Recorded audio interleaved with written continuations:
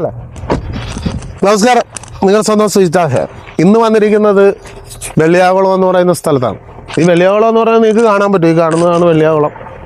അങ്ങനെ വലിയൊരു കുളമാണ്. ഒരു ഒരേക്കറിന് അടുത്ത് കാണുമായിരിക്കും എല്ലാം കൂടെ. അങ്ങനെ ഈ കുളത്തിൽ ഒരുപാട് കുട്ടികളൊക്കെ മരണപ്പെട്ടിട്ടുണ്ട്. അങ്ങനെ നമ്മൾ ഈ പ്രേതബാധാപരമായിട്ടുള്ള വിഷയങ്ങൾ എടുക്കുന്നതുകൊണ്ട് നമ്മുടെ സുഹൃത്ത് പറയുകയും ചെയ്തു, ഇവിടെ കുട്ടികൾ വന്നു കഴിഞ്ഞ് ഇവിടെ മരണപ്പെടുന്നുണ്ട്. അന്നേരം അതിനെക്കുറിച്ചൊന്ന് പഠിക്കണം.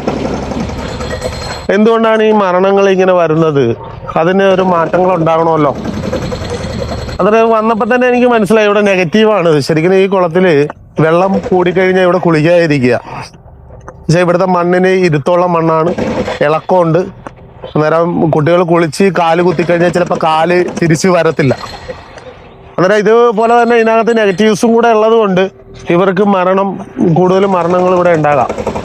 എത്ര കുട്ടികൾ ഇവിടെ മരിച്ചിട്ടുണ്ടെന്നുള്ളത് അറിഞ്ഞുകൂടാ.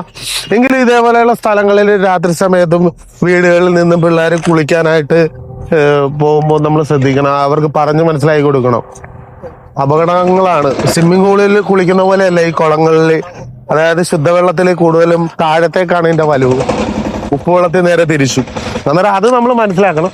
അന്നേരം ഇതേപോലെയുള്ള കുളങ്ങളിൽ ഇതിൻ്റെ അവസ്ഥകൾ വളരെ, ഈ വെള്ളത്തിൻ്റെ കളർ തന്നെ വളരെ ഒരു മോശപ്പെട്ട അവസ്ഥയിലാണ് കാണുന്നത്. അന്നേരം നമ്മുടെ കുട്ടികളായാലും മറ്റുള്ളവരുടെ കുട്ടികളായാലും നമ്മുടെ വരും തലമുറകളാണ്.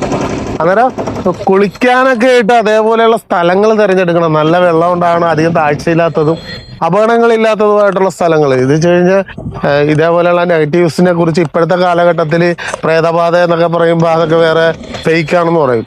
നമുക്കിപ്പോൾ നെഗറ്റീവ്സ് എന്നാ പറയണത്. അതായത് നെഗറ്റീവ് പരമായിട്ടുള്ള ബാധാവിഷയങ്ങൾ, അതായത് മരണപരമായിട്ടുള്ള ബാധാവിഷയങ്ങൾ. പ്രേതമെന്ന് പറയാനുള്ള ബാധാവിഷയങ്ങൾ. ആ ബാധാവിഷയങ്ങളിൽ പെട്ട് ചാഴി ചുഴി ഇതൊക്കെ പെട്ട് കുട്ടികൾ മരിക്കും. ഇനിയുള്ള കാലങ്ങളിൽ നമ്മൾ ഇതേപോലെയുള്ള സ്ഥലങ്ങളിൽ പോയി കുളിക്കാതിരിക്കുക. അപകടങ്ങളുണ്ടാവും. പിന്നെ അത് മാത്രമല്ല, ഇതിലൊക്കെ ഒരുപാട് മലിനമായിട്ടുള്ള അഴുക്കുകളൊക്കെ ഉണ്ടാവും. ഇതൊക്കെ ശുദ്ധീകരണം ഇല്ലാതെ വരുന്നതാണ്. വർണ്ണസദ്യ ശുദ്ധീകരിക്കാനൊന്നും ഇതൊന്നും കൃത്യമായിട്ടുള്ള ശുദ്ധീകരണമൊന്നും നടക്കത്തില്ല. ഇതുവരെ ഇതേപോലെയുള്ള കുളങ്ങളൊക്കെ കുട്ടികൾ ശ്രദ്ധിക്കണം. അല്ലെന്നുണ്ടെങ്കിൽ ഇതിനകത്ത് പ്രത്യേക ഒരു കോർട്ട് പോലെ തിരിച്ച് കുളിക്കുന്ന സൈഡിൽ വേറെ സ്ഥലത്തേക്ക് പോകാത്ത രീതിയിലുള്ള സംവിധാനങ്ങളൊക്കെ ഉണ്ടാവും. ഇതാരും ഉണ്ടാകില്ല. സ്കൂൾ കെട്ടി ഇതൊക്കെ വന്ന് പിള്ളേർ ഇതിൽ വന്ന് കുളിക്കുന്ന ഒരവസ്ഥകളൊക്കെ കണ്ടിട്ടുണ്ട്.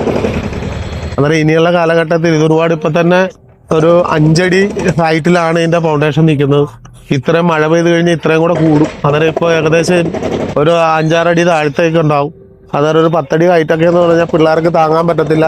ഇതേപോലെയുള്ള ദോഷവശങ്ങളുള്ള കുളങ്ങളിലൊക്കെ പോയി പെട്ട് അടിവലിയിൽ പെട്ട് മരണപ്പെടും. എല്ലാവിധ വിശ്വമഹാസ്വാമിയുടെ അനുഗ്രഹങ്ങളും ഉണ്ടാകട്ടെ. ഇങ്ങനെയുള്ള വിഷയങ്ങളിൽ നിങ്ങൾ പെടാതിരിക്കുക, നമ്മുടെ കൂടെയുള്ളവരും പെടാതിരിക്കുക.